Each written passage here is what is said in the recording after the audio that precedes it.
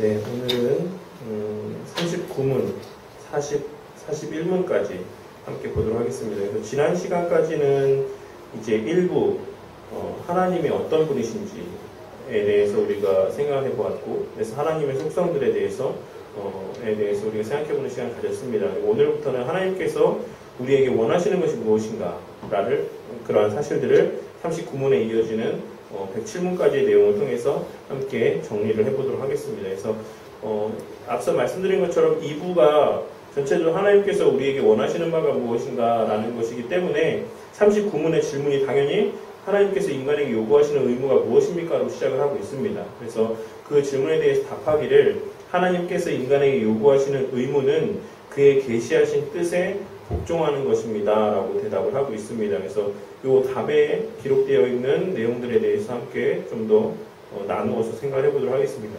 본래 기존에 있던 이제 교재의 내용들이 있는데 그 내용들이 너무 좀 난해하게 되어 있어요. 그래서 좀 그거를 설명해서 이렇게 풀어서 설명하기가 좀 이해하시기가 쉽지 않을 것 같아서 일단 먼저 이 좀 토마스 빈센트 목사님이 쓰신 소요리 문답 내용 가운데서 내용을 발췌해서 좀 기록을 했습니다. 그래서 기존에 우리가 좀 보던 내용과 다른 형식으로 이루어져 있는 게 그런 이유 때문이다라고 좀 생각을 하고 보시면 되겠습니다. 그래서 인간의 의무가 하나님께 순종하는 것이다라고 하는 것은 어떤 이유에서 그렇게 이야기하는 것인가 라고 질문을 하고 있습니다.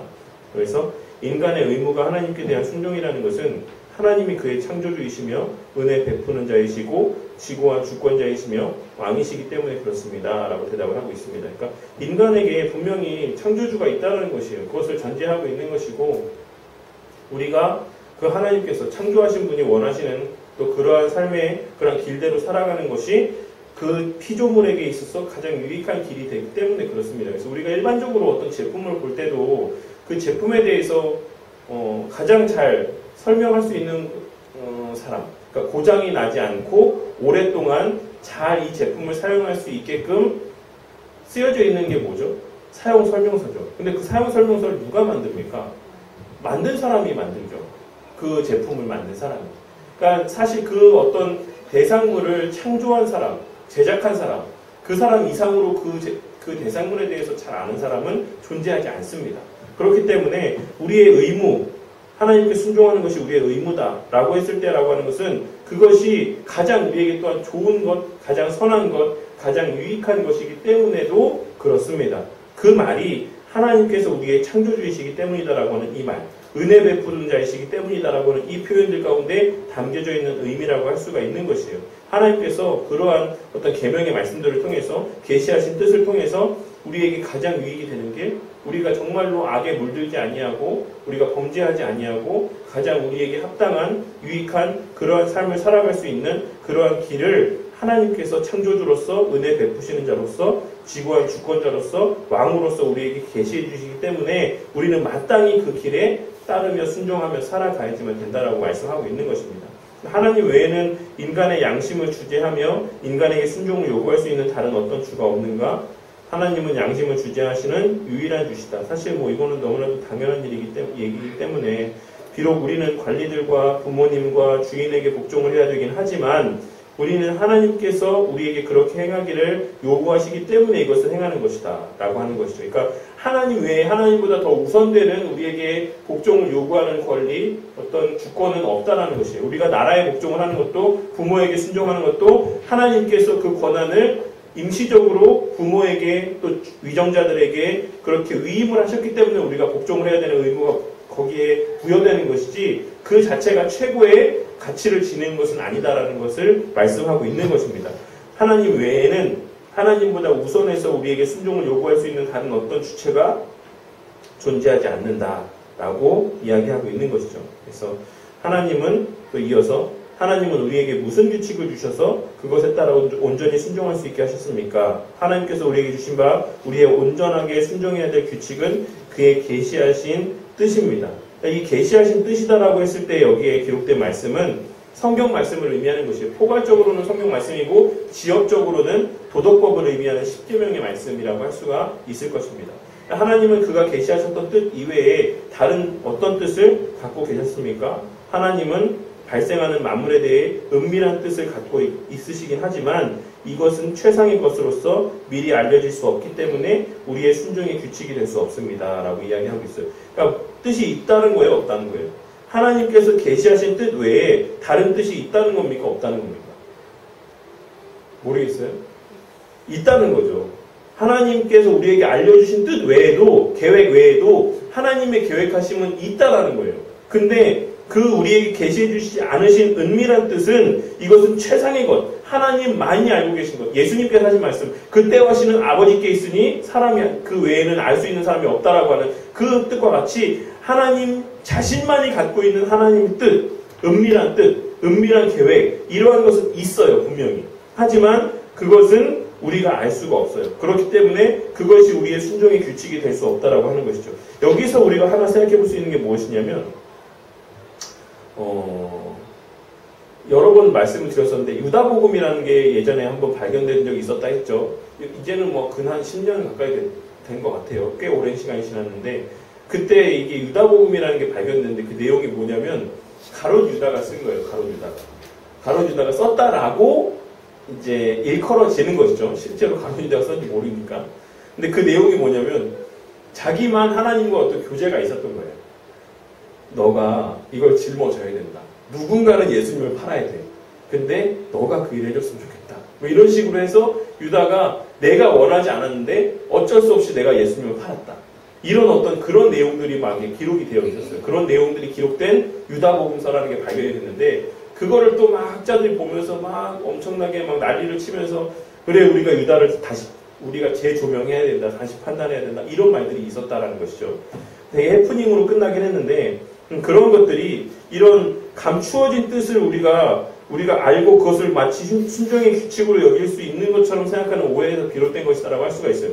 누가 유기되고 누가 잘못된 일들을 행하는지에 대해서는 다 하나님 편에 있어서 감추어져 있는 일들인 것이죠. 구원의 계획 가운데에 왜 천사가 자유의지가 주어져서 마귀가 타락을 하게 되었는지 그건 우리가 알 수가 없어요. 무슨 의미인지 아십니까? 천사가 본래 무엇을 목적으로 지어진 존재죠? 하나님께 수종들기 위해서 지어진 존재예요. 그러니까 천사에게는 사실 자유의지라는 것이 주어질 필요가 있습니까? 없습니까? 없죠. 심부름을 하기 위해서 하나님께서 창조하신 피조물이에요. 그런데 만약에 천사에게 자유의지가 없었다라고 하면 마귀가 존재할 수 있었을까요? 없었겠죠. 하나님께서 하나님의 감추어진 은밀한 뜻 가운데 마귀에게도 천사에게도 자유의지를 주셨고 그로 말미암아서 천사들 가운데 하나가 하나님과 같아지고자 하는 그 욕심을 품게 되었고 결국에 마귀가 되었어요. 이런 부분들은 하나님께 은밀하게 감춰져 있는 뜻인 것이지 우리가 알 수 있는 부분이 아니다라는 것이죠. 그러니까 우리가 지나치게 이런 부분에 대해서 관심을 갖는다라는 것은 아무 의미가 없다라는 것이 우리는 단지 우리에게 계시되어 있는, 우리에게 열려져 있는, 우리의 구원과 관계되어 있는 부분에만 포커스를 맞추고 그것만 우리가 지키고 순종하며 누리며 살아가기에도 우리의 삶은 벅차다라는 것이죠. 그러니까 우리가 쓸데없는 부분에 관심을 가질 필요가 없다라는 것을 또한 이러한 내용들을 통해서 다시 한번 마음 가운데 새겨야지만 될 것입니다. 하나님의 은밀한 뜻과 계시하신 뜻 사이의 차이점이 뭡니까?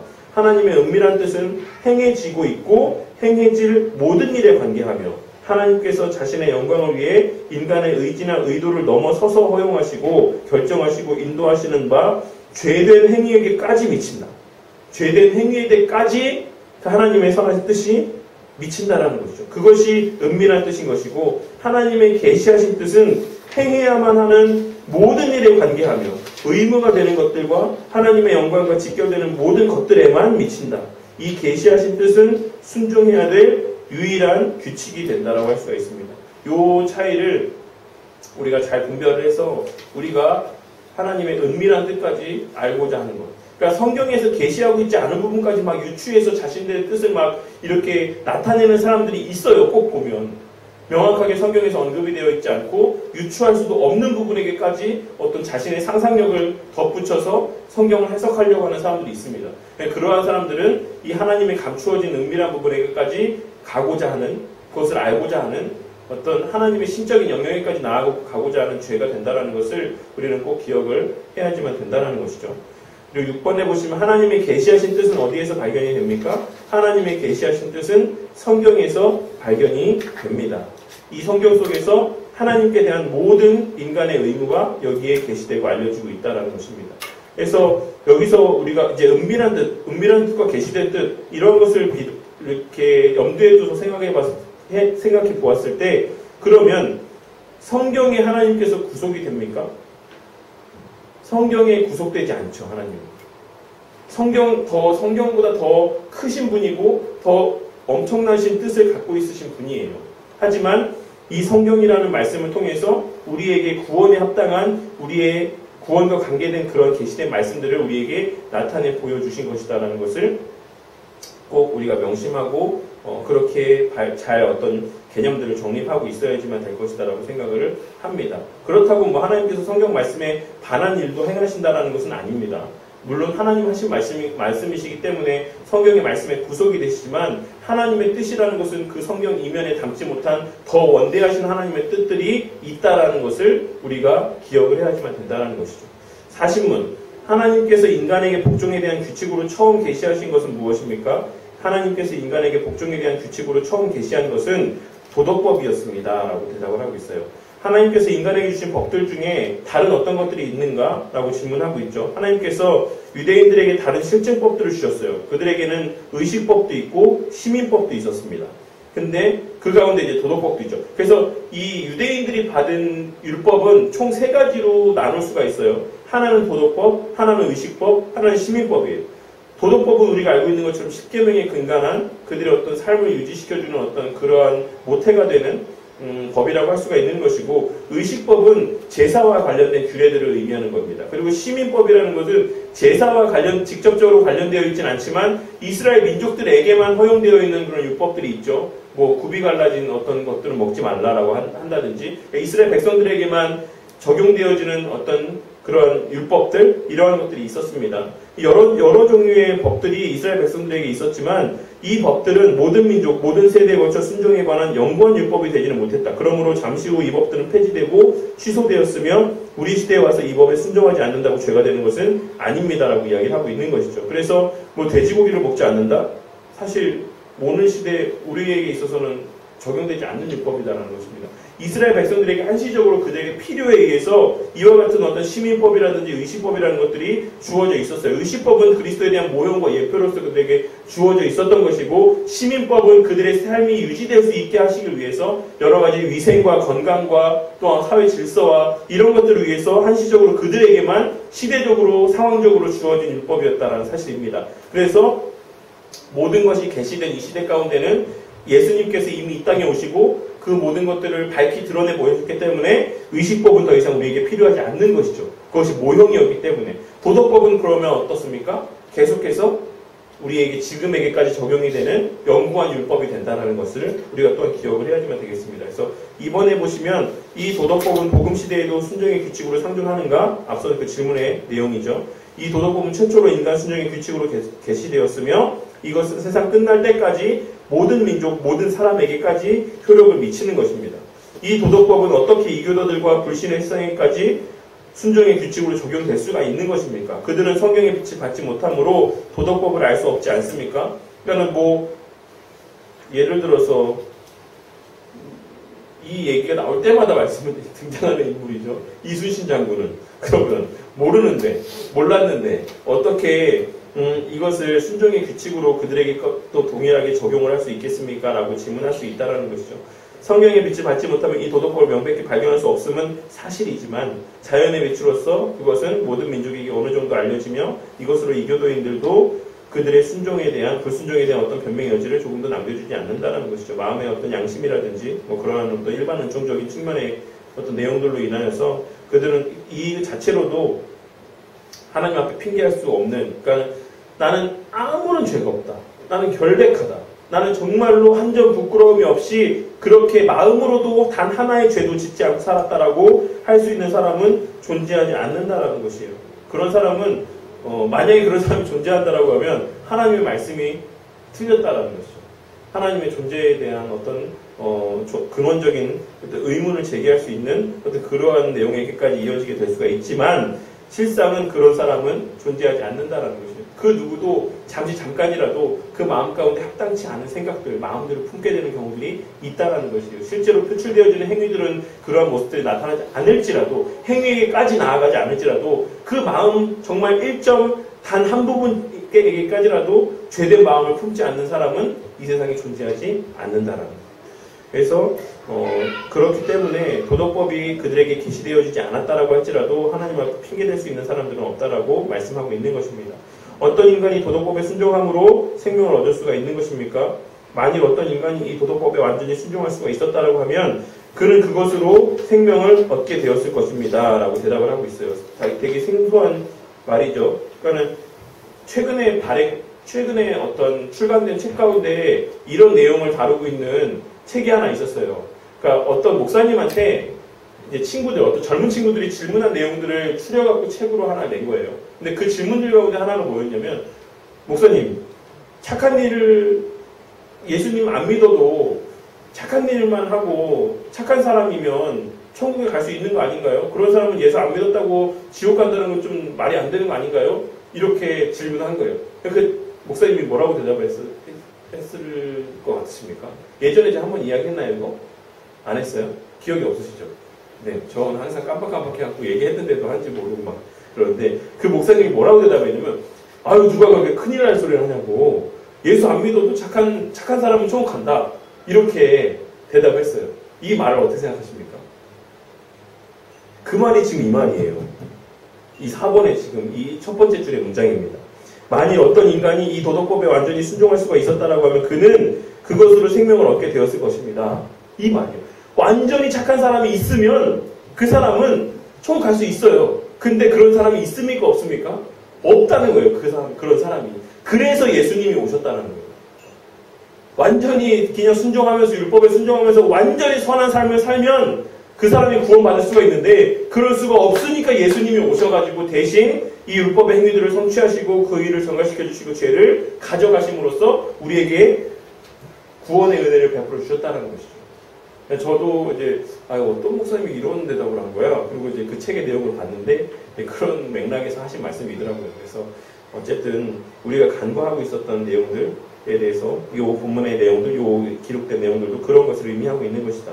그러나 모든 인간은 죄책을 가지고 있었기 때문에 완전한 순종은 불가능하며 그것으로 인한 생명은 획득 불가능한 것이었다. 그러므로 율법은 타락한 인생에게 생명을 얻도록 부여된 것이 아니었다라는 것이죠. 율법은 믿음에서 난 것이 아니라 이를 행하는 자는 그 가운데서 하니라. 우리가 알거니와 무릇 율법이 말하는 바는 율법 아래 있는 자들에게 말하는 것이니 이는 모든 입을 막고 온 세상으로 하나님의 심판 아래 있게 하려 함이니라 라고 이야기하고 있는 것이, 이 나중에 이야기하겠지만 결국에는 그렇기 때문에 율법이 여러 가지 갖고 있는 용도들 가운데 우리로 하여금 그리스도께로 우리를 인도하는 그런 역할들을 감당하는 어떤 율법의 하나의 요소가 이 내용과 맥을 같이 하는 것이다라고 할 수가 있다라는 거죠. 몽학 선생의 역할, 우리가 우리 스스로는 구원 얻을 수 없다라고 하는 이러한 것을 깨닫게 되고, 그래서 결국 우리로 하여금 그리스도를 바라보게 만드는 역할들을 율법이 감당한다라는 것입니다. 율법이 어떻게 사람들을 그리스도에게로 인도하는가? 율법이 사람들을 그리스도에게로 인도하는 것은 다음 몇 가지로 말미암아서다. 첫째로는 사람에게 죄를 깨닫게 함으로써 율법의 금지사항은 그들로 위범죄를 깨닫게 하며 율법의 권장사항은 그들로 태만죄를 깨닫게 한다. 이게 뭡니까? 금지사항, 하지 말라고 하는 것들로 말미암아서 사람들이 이것을 안 하는 사람이 있다라는 것이 없다라는 것이에요. 없다라는 것이죠. 성경에서 그 많은 것을 온전하게 하지 않는 사람은 없어요. 그렇기 때문에 이 율법에서 금지사항들로 말미암아 사람들은 그들이 내가 죄를 범했다 라고 하는 것을 깨닫게 만든다는 것이죠. 그리고 율법의 권장사항, 이렇게 해라, 이런 삶을 살아라 라고 하는 권장사항들은 그렇게 살 수 있다라는 것입니까? 없다라는 것이죠. 그렇게 살 수 없다라는 것이에요. 선하게 살아라, 하나님 사랑해라, 이웃 사랑해라, 내 몸과 같이 사랑해라, 그렇게 살 수 있습니까? 없다라는 것이죠. 그래서 그들로 하여금 또 뭘 깨닫게 만든다? 야, 내가 태만했다, 내가 정말 무능력하다, 이런 것들을 그들이 깨닫게 된다는 것이에요. 그러니까 이로 하여금 위범죄와 태만죄를 이 율법으로 말미암아 사람들은 깨닫게 된다는 것이죠. 그리고 이번에 보시면 그들에게 자신들의 죄로 인해 응당받아야지만 될, 그리고 모든 책임을 짊어진 죄인들이 처한 하나님의 저주를 발견하게 함으로써 그리스도에게로 인도한다는 것입니다. 기록된 바 누구든지 율법책에 기록된 대로 온 가지를 항상 해야지 아니하는 자는 저주 아래 있는 자다. 결국 그 몸이 그렇게 늙어가고 죽음, 사망의 형벌을 당해야 되고 이러한 과정들을 통해서 또한 하나님께로 그리스도께로 그들을 인도한다는 것입니다. 그리고 죄된 양심을 일깨우며 그것으로 인해서 예속과 공포를 조장시킴으로써 그들에게 불순종으로 인한 위험천만함과 미래의 진노를 그들에게 보여준다는 것이죠. 그러니까 말씀을 통해서 그들이 해야 되는 것과 하지 말아야 되는 것을 늘 마음 가운데 알게 됨으로 말미암아서 그 마음 가운데 늘 불편한 마음들, 두려운 마음들, 아 내가 이렇게 살아도 되는 건가? 내가 맨날 이렇게 죄 가운데 있어도 되는 건가? 라고 하는 그런 불편한 마음들, 공포감들 이런 것들을 조장시켜 주셔서 그들에게 불순종으로 인한 위험천만함과 미래의 진노를 잊지 않게 만들어준다는 것이에요. 불안한 마음들을 통해서. 그래서 아 내가 이대로 있어서는 안 되는데, 내가 이렇게 살아서는 안 되는데 이런 마음들을 갖게 하는 것이죠. 그래서 계속 그러면 우리가 어떻게 되지? 그럼 우리가 어떤 길을 찾아야 되지? 이런 것들을 계속 생각하게 만든다는 거예요. 이 불안함들을 어떻게 해소해야 되지? 그런 마음들을 갖게 만든다는 거죠. 우리 지난주에 왔었던 우리 현우의 아버지죠. 현우는 알고 있을지 모르겠지만 우리 그 현우의 아버지 되시는 장성국 목사님이라고 이제 동기 목사님이 아르헨티나에 계신데 동기 목사님이 아버님이 장로님이고 이제 목사님이 되셨어요. 근데 우리 이 장성국 목사님은 되게 오랜 시간 방황 아닌 방황을 했습니다. 교회 생활도 열심히 안 하고 막 좀 그리스도인들이 몸담아서는 안 되는 그런 직종 가운데에서 몸을 담고 막 일하시고 막 이래서 오랜 시간을 그렇게 사셨었어요. 근데 이제 막 그렇게 정말 오랜 시간을 살아오다가 지금 이제 사모님께서 목사님에게 질문을 한번 했었대요. 우리가 계속 이렇게 살아도 괜찮을까? 라고 하는 질문을 했는데 그 말이 그 당시에 그 장성훈 목사님한테 되게 엄청난 충격으로 다가왔대요. 그러니까 장성훈 목사님도 그렇게 계속 살고 있었지만 불편함이 있었던 거죠. 아, 내가 계속 이렇게 살아야 되는 건가? 그랬는데 아내분께서 사모님께서 하시는 그 말씀을 듣고 아 그래 우리가 이렇게 살아서는 안 되겠다라고 해서 직장을 다 접고 이제 서울로 올라오신 다음에 신학교에 오시고 이제 목사님이 되시고 지금 아르헨티나에 가 계신 거예요. 그러니까 우리가 율법을 통해서 그런 불안한 마음들, 우리가 합당치 않은 일들을 행하고 있을 때의 불편한 마음들, 그리고 또 어느 정도의 적절한 공포감들 이런 것들을 통해서 우리로 하여금 늘 계속해서 의의 필요성을 절감하게 하고 그리스도의 필요성을 절감하게 하고 그리하여서 하나님의 자녀된 삶을 살아갈 수 있게끔 율법이 그런 용도들을 우리에게 감당한다는 것이죠. 그렇게 살 수 있기 때문이 아니라 계속해서 그리스도의 필요성을 자각할 수 있게 만들고 그로 인한 또 감사가 넘치도록 만드는 그런 역할들을 율법이 감당합니다. 사람들이 믿음으로 그리스도께 나와 그에게 연합이 되면 이 도덕법은 그들에게 더 이상 사용되지 않습니까?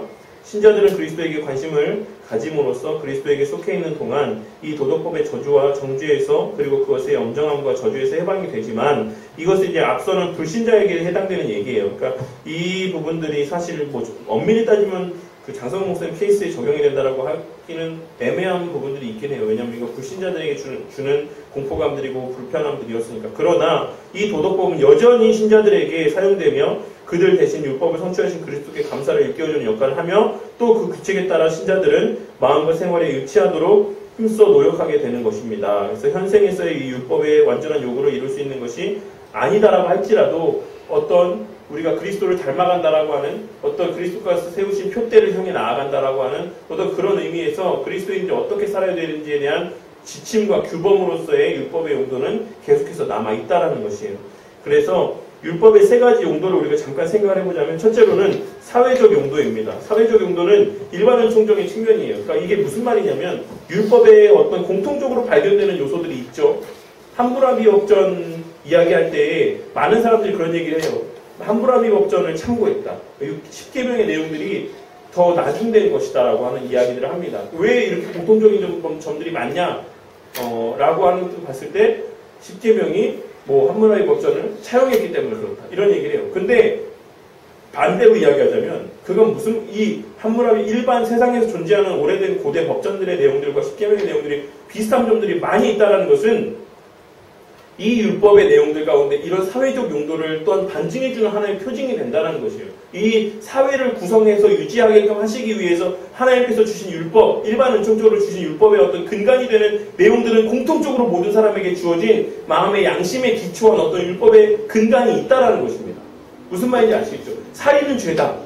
남의 생명을 취하는 것, 도둑질하는 것, 이런 것들 다 잘못된 것이다 라고 하는 것들을 하나님께서 그 사람들의 마음 가운데 일반 은총적인 양심의 측면에서 그들 가운데 공통적으로 새겨주셨다는 것이에요. 그래서 일반적으로 조금 더 양심에 민감한 지경 가운데 있는 사람들, 소위 사람들이 현자라고 이야기하는 이런 사람들 가운데는 이것을 분별할 수 있는 더 많은 어떤 이런 은혜들이 그들에게 허락되었다는 것이죠. 그들의 어떤 의견들을 기초로 해서 제정된 어떤 고대의 법률들에는 그렇기 때문에 공통적으로 일치된 요소들이 발견될 수밖에 없는 것이에요. 하나님께서 사회가 유지될 수 있게끔 하시기 위해서 주신 사회적 용도로서의 율법의 내용들이 공통적으로 사람들에게 주어져 있기 때문에 그렇습니다. 그런 측면에서 이해를 해야지 십계명의 말씀이 뭐 어디서 누구 거를 차용했다, 뭐 이용했다, 뭐 도용했다 아무도 의미 없고 무가치한 말인 것이죠. 하나님을 전제하지 않았을 때 이렇게 비롯되는, 발현되는 어떤 그러한 주장들이다라고 할 수가 있어요. 어쨌든 율법에서 첫 번째로는 믿는 자나 믿지 않는 자나 하나님께 속한 자나 속하지 않은 자나의 누구에게나 적용되어지는 하나의 사회적 용도로서의 율법의 의미들이 있다라는 것입니다. 둘째로는 루터가 강조했던 신학적인 용도가 있어요. 이것이 바로 몽학 선생의 역할입니다. 그래서 사람들로 하여금 그리스도께로 인도하는 그러한 역할들을 율법이 역할을 감당한다라고 하는 것이죠. 왜 루터는 여기에 더 집중했겠습니까? 루터에게 있어서의 핵심되는 신학적 가치는 무엇이었죠? 이신칭은 믿음으로 말미암아 구원을 얻는다. 우리 행위가 아니라 그리스도의 의로 말미암아 우리가 구원을 받는다라고 하는 것이죠. 그래서 루터에게 있어서는 이 몽학 선생의 역할, 그리스도께로 인도함을 받는 것이 가장 중요한 것이에요. 그래서 루터는 이 두 번째 용도, 신학적인 용도, 이 몽학 선생으로서의 율법의 용도를 강조했다는 것입니다. 그런데 세 번째 또 다른 용도는 뭐냐면 도덕적 용도예요. 앞서 우리가 이 6번에 기록된 내용에서와 같이 그리스도인에게도 동일하게 적용되어지는 율법으로서의 그 의미, 이건 누가 강조했겠습니까? 칼빈이 강조했죠. 우리가 개혁주의 신앙의 가장 핵심이 뭐라고 했습니까? 우리는 구원받은 것이 종착점이 아니다라고 말씀드렸어요. 구원이 우리의 신앙의 삶에서의 출발점이 된다라고 했습니다. 이제 구원받았다. 이제 하나님의 은혜로 우리가 구원을 받았다. 그러면 이제 우리는 어떻게 살아야 되는가? 그것이 개혁주의 신앙이 초점을 맞추고 있는 핵심이에요. 그렇기 때문에 칼빈은 이 율법의 세 번째 용도, 도덕적 용도에 더 많은 관심을 갖고 더 많은 포커스를 맞추었다는 것이에요. 그리스도인은 이제 우리의 의로서가 아니라 우리의 행위로서가 아니라 구원을 받았어. 그러면 이제 너희는 어떻게 살아야 돼? 이제 너희들이 새 생명이 허락됐는데 그러면 어떻게 살아야 돼? 그것을 이 도덕법이 우리에게 말씀해주고 있다라고 하는 측면에서 칼빈은 이 십계명을 해석하고 적용하고 설교하고 가르치고 그렇게 살게끔 그들을 양육했다는 것입니다. 그래서 누누이 말씀드리지만 이 두 번째 그냥 구원받는 것에서 만족하는 어떤 루터를 근간으로 하는 루터교의 신학은 되게 어떤 확장되어져 가는 데 있어서의 되게 제약이 있었고 결과적인 측면이지만 칼빈을 근간으로 하는 이 개혁주의 신앙, 구원 이후에 우리의 삶을 강조하는 그 삶의 어떤 신앙의 모습들은 계속해서 전 세계 가운데 퍼져나가게 됐죠. 어쨌든 어쨌든 우리는 그렇기 때문에 이 개혁주의 신앙으로 신학이 가장 하나님의 뜻을 잘 온전히 드러내서 하는 성경 해석이라고 믿습니다. 왜냐하면 하나님께서는 구원하시고 나서 우리에게 그런 삶을 이제 요구하시거든요. 그리스도인이 어떻게 살아야 되는지 그것에 대해서 말씀하고 계시고 어떤 삶을 기뻐하시는지에 대해서 끊임없이 말씀하고 계시기 때문에 거기에 포커스를 맞추는 것이 중요하다고 생각합니다. 그래서 모든 사람에게 구원을 주시는 하나님의 은혜가 나타나서 우리를 양육하시되 경건치 않는 것과 이 세상의 정욕을 다 버리고 근심함과 외로움과 의로움과 경건함으로 이 세상에 살고라고 디도서에 그때 말씀해서 근간으로 해서 우리가 이러한 내용들을 도출해낼 수 있다고 생각합니다. 마지막 이제 41분에 보시면 이 도덕법이 어디에 요약이 되어 있습니까? 라고 했을 때 답은 이 도덕법은 십계명 속에 요약이 되어 있습니다라고 대답을 하고 있습니다. 도덕법이 십계명 속에 요약되어서 담겨있다는 것은 어떤 이유 때문입니까? 도덕법이 십계명 속에 요약되어 담겨있다는 것은 율법의 총체요 주요한 골자가 거기에 다 내포되어 있기 때문입니다. 할 수 있습니다. 그리고 십계명에 표현되어 있는 것 이외에 도덕법에서 명령되거나 금지되는 것을 포함하는 어떤 것이 있습니까? 도덕법은 이거 중요합니다. 도덕법은 신령하고 대단히 넓어서 인간의 모든 내적 생각과 외적인 담화에 이르기까지 이르며 계명 속에 있는 10개의 총체적인 골자는 여러 가지 특수한 지체와 지류들을 포함한다라고 이야기를 하고 있어요. 그래서 첫째로는 어떤 한 계명 속에서 금지되는 것은 무슨 죄이든지 여기에 상반된 의무가 명령이 되어서 이와 동일한 모든 종류의 죄도 동시에 금지가 된다. 그리고 이것은 말과 죄의 경향성에 있는 모든 몸짓을 포함한 모든 외적인 행위뿐만이 아니라 모든 원인과 수단과 경우와 외양과 함께 죄에 대한 모든 내적인 애정 그리고 우리 자신에게든지 그것으로 나아가게 만드는 모든 요소들 또한도 금지된다라고 이야기를 하고 있습니다. 그러니까는 이것이 그냥 그 표면으로 거짓말하지 말아라, 거짓 증거하지 말아라 라고 하는 것이 그 하나만을 의미하는 것이 아니라 거기에서 파생되어지는 거기에 있는 모든 마음을 아우르는 모든 전반적인 것까지를 이 계명 하나의 말씀의 의미 가운데 담겨져 있다라고 말씀하고 있는 것이에요. 그리고 이번에 보시면 무슨 의무이든지 명령되면 그와 상반된 것이 금지되며 이와 동일한 모든 종류의 의무를 즉 거기로 향하는 모든 합당한 애정들과 함께 거기에 이르는데 도움을 주고 촉진시키고 조장시키는 모든 수단의 사용 그리고 우리의 현 위치에서 다른 사람들을 순종하도록 도움을 주고 고문시켜주기 위한 우리의 모든 노력과 의무들을 내포하고 있는 것입니다. 그러니까 이게 무슨 말이냐면 우리가 흔히 예전에도 이제 십계명 말씀 가운데 간음하지 말라라는 것을 이제 계명의 말씀 생각해 봤을 때 이 간음하지 말라라는 것은 단지 행위적인 측면에서 다른 사람과 성적인 관계를 맺지 말라라고 하는 그 계명으로 끝나는 것이 아니라 그러니까 그것만 하지 않았으면 내가 행위만 하지 않았으면 나는 간음하지 말라고 하는 나는 죄를 범한 적이 없어 라고 할 수 있는 것이 아니라 그것을 포함한 이 모든 마음의 경향성과 그렇게 기울어지는 모든 그 외적인 모든 것들이 다 포함되어지는 것. 그것을 행하면 이 죄를 범하는 것이 된다는 의미이기도 하고 더 나아가서 상반된 의무. 그러면 간음을 하지 않고 음욕을 품지 않고 음란한 생활을 하지 않기 위해서는 또 뭘 해야 됩니까? 음란한 옷차림도 해서는 안 되겠죠. 이런 것들까지도 다 포함, 이 규정 안에는 어떤 남자에게만, 이성에게만 일방적으로 어떤 일반적인 의무를 가는 것이 아니라 그로 하여금 음욕을 품게 만드는 어떤 행위, 말, 어떤 뉘앙스, 어떤 상황들, 이러한 것들도 금지해야 되는 어떤 그러한 모든 경향성들, 그런 모든 환경적인 요구들, 노력들, 의무들, 이러한 것들이 담겨져 있다는 것을 말씀하고 있는 것이에요. 그러니까 우리가 계명의 말씀을 의미대로 온전히 생각해 봐야 되는 이유가 무엇이냐면 우리가 이것을 표면적으로 문자적으로만 이해를 하면 살인하지 말라고 했을 때 살인하는 사람이 몇 명이나 돼요. 살아가면서. 뭐 살아가면서 간음하는 사람이 몇 명이나 되겠습니까? 물론 오늘날에는 너무나도 많지만 그런다고 쳐도 사실 안 그러는 사람이 그러는 사람보다 비중이 더 적다라는 것이죠. 많다라는 것인가요? 어쨌든 그 비율이. 근데 잘 알아서 이해를 하세요. 네, 이렇게 얘기해도 저렇게 다 알아듣는지 알겠습니다. 근데 어쨌든 이 계명의 말씀은 문자적으로 그것만 하지 않으면 돼. 혹은 그것만 하면 돼. 이런 것을 말씀하고 있는 것이 아니라 인간 세상 삶의 전반에 모든 인간의 모든 내적 생각과 모든 외적인 담화에까지 이르며 계명 속에 있는 10개의 총체적인 골자는 여러 가지 특수한 지체와 지류들을 포함한다. 모든 전반적인 반대되는 혹은 파생되어지는 모든 요소들을 다 아우르는 율법이다 라고 하는 것을 우리가 기억을 하고 이 십계명의 말씀을 대할 수 있어야지만 된다는 것입니다. 그렇기에 우리는 우리 교회의 어떤 모토, 신조 이러한 것에도 명시했지만 십계명이 우리의 삶에 있어 유일한 법칙임을 신뢰하고 십계명을 중심으로 신앙의 삶을 살아간다라고 고백을 하고 있는 것입니다. 그것이 하나님께서 우리에게 원하시는 것이고 하나님을 기쁘시게 하는 것이고 그것이 또 우리에게 특별한 존재인 우리에게 알려주신 하나님의 특별한 사랑의 모습이고 그렇기 때문에 우리는 또 십계명의 말씀을 통해서 하나님을 누리고 온전히 기뻐하며 기쁨 가운데 살아갈 수가 있기 때문에 그래요. 그래서 어쨌든 이제 앞으로 십계명의 내용들을 계속해서 이어서 생각해 볼 텐데 어쨌든 이와 같은 어떤 도덕법의 기초, 어떤 전체적인 배경, 맥락 이런 것들을 잘 우리가 기억을 해두시고 뒤에 이어지는 내용들을 함께 이어서 또 생각해 보도록 하겠습니다. 그래서 어쨌든 오늘의 기록된 내용 말씀들을 꼭 잘 참고하시고 네, 이어서 또 이어지는 전체 내용들을 함께 생각해 보도록 하겠습니다. 이 시간 함께 또 기도하도록 하겠습니다. 하나님 감사합니다.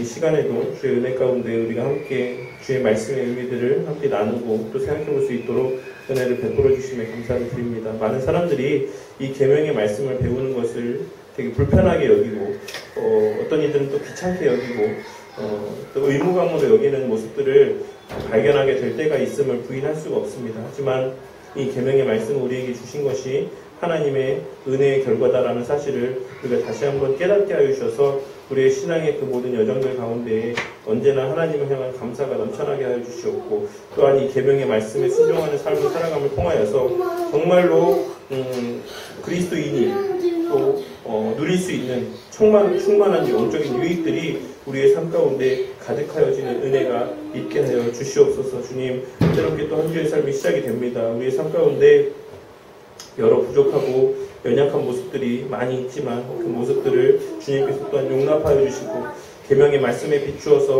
우리가 마땅히 나아가야 되는 삶의 모습들이 무엇인지를 분명하게 깨닫게 하여 주셔서 늘 우리의 모든 생각과 마음이 하나님을 기쁘시게 하는 삶이 될 수 있도록 은혜를 베풀어 주시옵소서. 주님, 몸이 아픈 형제가 있습니다. 주님, 그 외에도 우리 모든 성도님들의 건강을 또한 한 주간 또 붙잡아 주셔서 다음 한 주에도 또 건강한 모습으로 다시 만날 수 있도록 주님 인도하여 주시고, 또 우리의 모든 기도의 제목들 가운데 그 궁극의 자리에 하나님의 영광, 하나님의 기쁨이 자리할 수 있게 하여 주셔서 우리의 구하는 모든 것들이 그 자체로서 하나님 앞에 기쁨이 되게 하여 주시고, 우리 또한도 기도할 수 있다는 것 자체가, 기도의 목적을 바르게 알고 기도할 수 있다는 것 자체가 우리에게 기쁨이 되게 하여 주셔서 그 기도에 어떻게 응답하시는지에 초점을 맞추느라 본질적으로 주어진 기쁨과 영적인 유익들을 놓치게 되는 그런 우가 우리 가운데 발생하지 않도록 자비와 긍휼을 베풀어 주시옵소서.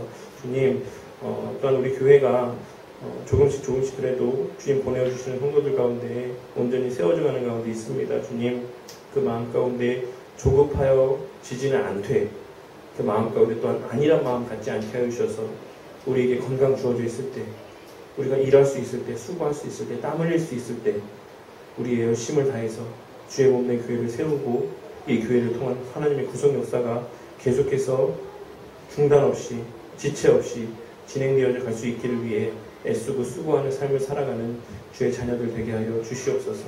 그러한 우리의 수고를 주님 헛되이 주님께서 사용하시지 않을 줄 믿사오니 우리의 그런 선한 간구에 합당한 또한 그런 열매들이 우리 삶 가운데 펼쳐질 수 있도록 또한 은혜 베풀어 주시기를 원합니다. 주님, 이 한 주의 삶 가운데 있어서도 오늘 기록된 말씀, 우리가 들은 말씀을 마음 가운데 새기며 하나님을 사랑함으로 더욱더 기쁨과 감사가 넘치는 이 한 주의 삶이 될 수 있도록 은혜 베풀어 주시옵소서. 모든 것 감사드리며 우리 주 예수 그리스도 이름 받들어 기도드렸습니다. 아멘.